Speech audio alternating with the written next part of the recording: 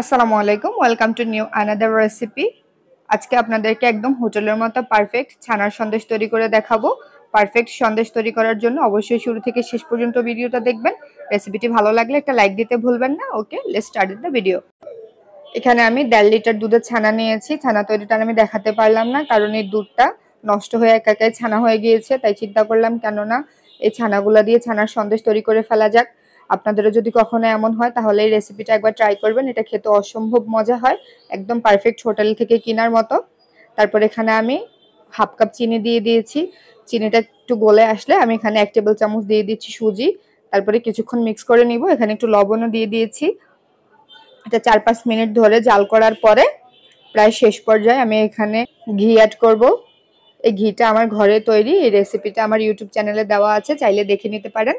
ঘিটা দেওয়ার পরে এটাকে আরো 3-4 মিনিট এভাবে জাল করে নিলেই হয়ে যাবে।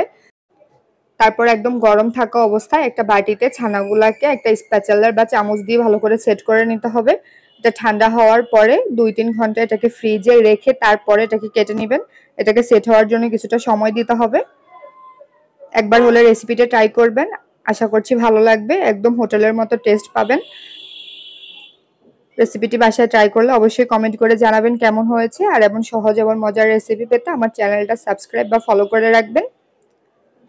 Thanks for watching. আল্লাহ হাফেজ।